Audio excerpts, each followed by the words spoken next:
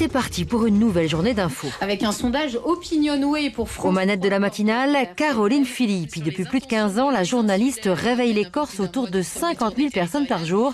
C'est une vraie responsabilité. C'est la tranche la plus importante en radio, la matinale, de toute façon. C'est là où il y a le plus d'auditeurs, on réveille les gens, c'est les premiers moments de la radio, c'est les premières informations. Donc souvent on arrive bien avant le Corse matin, même s'il est dans les boîtes aux lettres très tôt, on est là avant, dès 6 h du matin, donc on ne peut pas se planter. Le tempo de la matinale, c'est un mélange d'infos et d'animation. Roland, bonjour. Salut Boy. Allora Boy, ci volete parlare di Isanti? L'émission phare des programmes, c'est ce forum.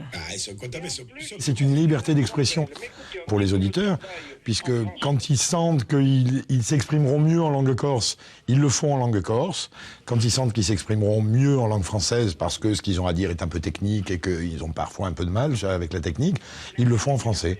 On n'a jamais voulu enfermer le Corse dans un ghetto. Nous, on a dit la langue corse, elle est sur cette antenne. Cette radio est la radio de la Corse. On va parler comme on parle dans la rue, c'est-à-dire dans la rue, vous discutez avec quelqu'un, il passe indifféremment du français au corse, du corse au français, sans que ça pose de problème. On se dit pourquoi ne pas le faire à l'antenne. Ce bilinguisme fait partie des fondamentaux de la radio. RCFM naît officiellement en mai 1984. Son siège s'installe rue Favalelli à Bastia. 700 mètres carrés, budget d'investissement 800 millions de centimes.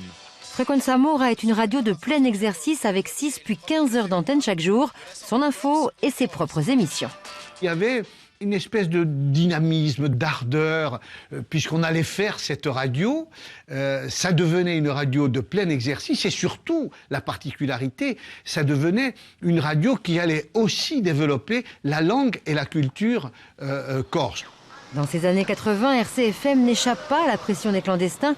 En 1985, le FLNC prend la station d'assaut. Absolument, on était là, on avait des menottes aux mains, j'ai gardé ça comme souvenir. Il y a aussi des attentats, notamment en septembre 1997 à Ajaccio, rien qui empêche RCFM de devenir la première radio de l'île en audience. Ce service public, cette radio, puisqu'on parle de nous aujourd'hui, a dû faire sa place au sein d'une sorte de conservatisme de l'époque, avant passer les Mouvrini et d'autres. Ça provoquait des tollés. Et puis maintenant, tout ça est rentré dans l'ordre, grâce un peu, malgré tout, à la radio qui diffuse beaucoup de musique. Je vais vous faire la visite. Donc vous avez ici les journalistes. Pendant 30 ans, le cœur de l'info a battu dans ces locaux bastiais grâce aux équipes et aux machines. On coupe un fil ici, il n'y a plus d'antenne. Cette histoire a laissé des traces, d'usure bien sûr, mais aussi des vestiges. On retrouve des vieux trucs.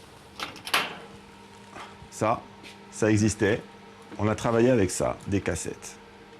Pas de doute, l'ancien garage a fait son temps, mais quand sonne l'heure de partir, c'est dur. On n'a pas le droit de dire qu'on est triste dans un déménagement. Si, on est un peu triste. C'est triste un déménagement? Ouais, c'est toujours mélancolique. Les locaux sont insalubres et tout ça, non? Non, mais on est attaché. On est attaché à nos locaux, on est attaché à l'histoire de ces locaux. Table, chaises, matériel, tout ça va rester rue Favalelli, tout, sauf les souvenirs et la mémoire de Piero Guidicelli et Michel Vivarelli. Ces deux salariés de RCFM sont morts ce terrible 5 mai 92 dans la chute de la tribune du stade de Furiani, sans doute la plus sombre des pages de la radio. Je débutais à l'époque, ça faisait juste 2 ans que j'étais arrivé à la radio. Et le soir, donc, j'étais chez moi quand la tribune est tombée, mais évidemment, quand je l'ai vue à la télévision tomber, j'ai de suite rappliqué à la radio, j'ai pris mon magnétophone et je suis parti avec une voiture jusque là-bas. Il y avait tellement de panique que j'ai dû arrêter la voiture au rond-point du cimetière et finir les kilomètres à pied pour arriver jusqu'au stade. Et lorsque je suis arrivé là-bas, évidemment, c'était l'horreur, quoi. C'était l'épouvante. J'ai jamais pu travailler dans des conditions comme ça. Ça m'a vraiment marqué. Je peux dire que j'en ai rêvé, j'en ai fait des cauchemars pendant très longtemps ensuite. Michel et Piero ont déjà des studios à leur nom dans les locaux de la Citadelle. Dans ce bâtiment flambant neuf, c'est un nouveau départ qui s'offre à France Bleu RCFM et à sa quarantaine de salariés bastiais.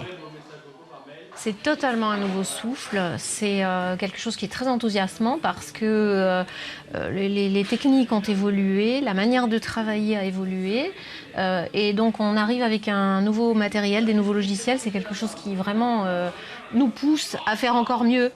Un nouveau souffle pour emporter la radio, ceux qui la font et ceux qui l'écoutent, vers de nouveaux horizons.